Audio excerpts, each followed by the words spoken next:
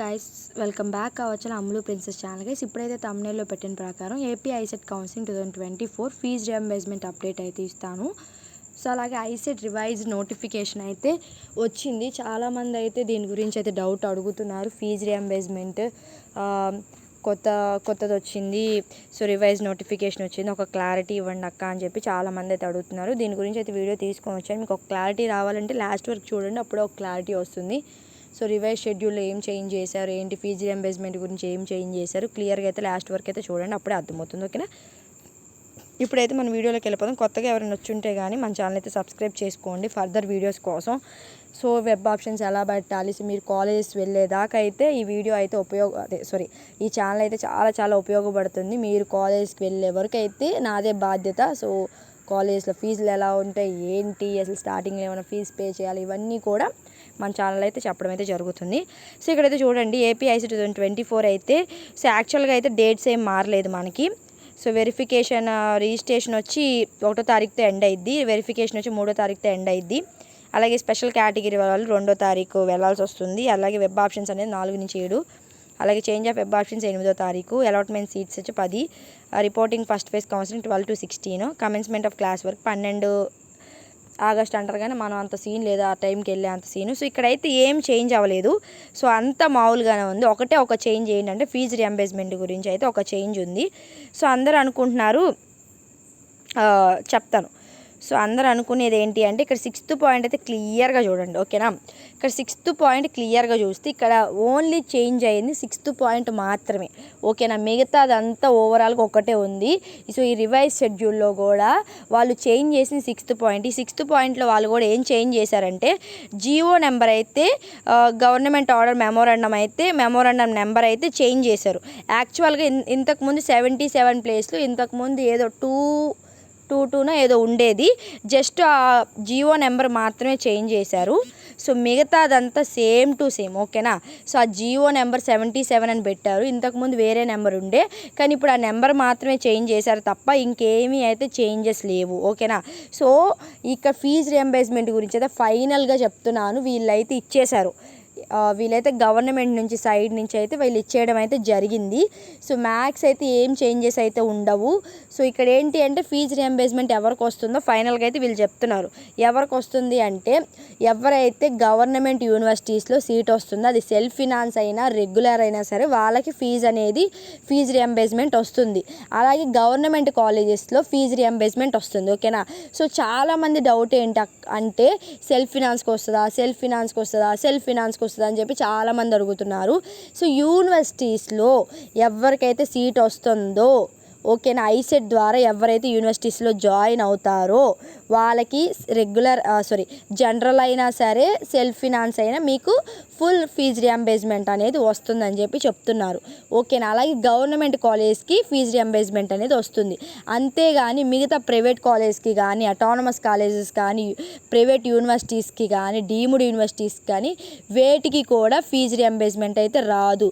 Fee reimbursement వచ్చేది only government universities, government colleges.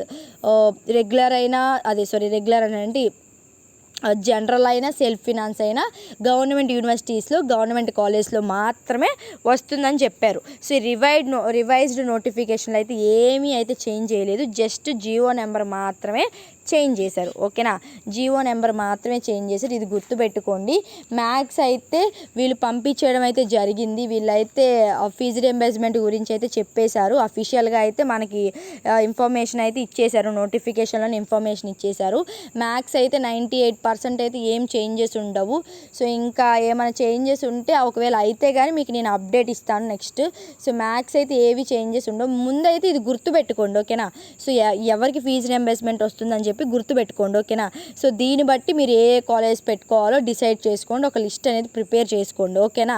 So fee reimbursement అనేది only government కాలేజెస్కి, గవర్నమెంట్ యూనివర్సిటీస్కి, జనరల్ ఆర్ సెల్ఫ్ ఫినాన్స్ ఈ రెండింటికి అయితే వస్తుందని చెప్పి వాళ్ళు క్లియర్గా అయితే మెన్షన్ చేశారు. దీన్ని బట్టి మీరైతే ఏ కాలేజ్ పెట్టుకోవాలి, ఏ యూనివర్సిటీస్ పెట్టుకోవాలని చెప్పి లిస్ట్ అయితే ప్రిపేర్ చేసుకోండి.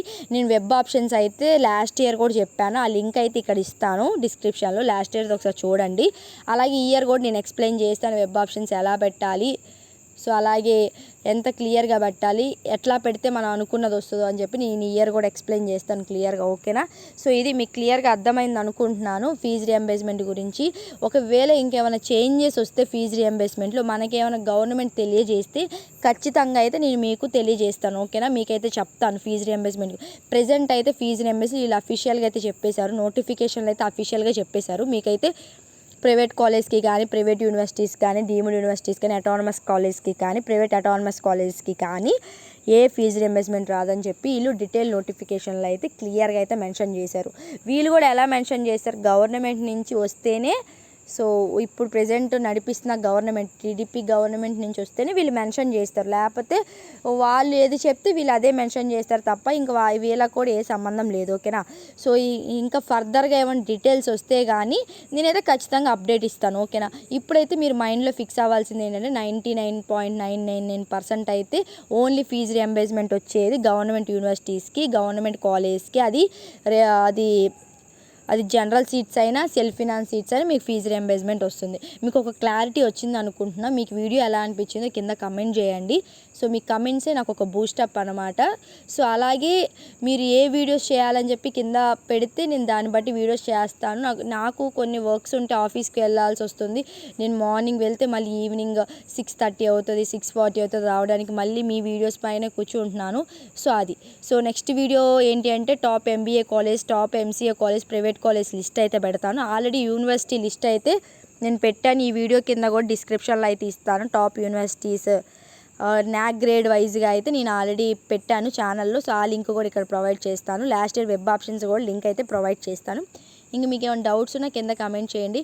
సో మ్యాథ్స్ అయితే నేను ఆల్మోస్ట్ అందరికి ఇస్తున్నాను. సో నేను ఆఫీస్కి వెళ్ళడం వల్ల కొంతమందికి ఇవ్వలేకపోతున్నాను, కొంతమందికి ఇస్తున్నాను. నేను లైవ్ అయితే కండక్ట్ చేస్తాను. సో లైవ్ అనేది మ్యాథ్స్ కండక్ట్ చేయడానికే చూస్తాను. ఓకేనా? రేపు రాగానే ఈవినింగ్ నేను లైవ్ అయితే కండక్ట్ చేయడానికి చూస్తాను. ఓకేనా? సో సాటర్డే సండే మాత్రం మీ లైవ్స్ మీదనే కూర్చోవాలని అనుకుంటున్నాను ఈసారి లైవ్స్ ఇవ్వాలి అని.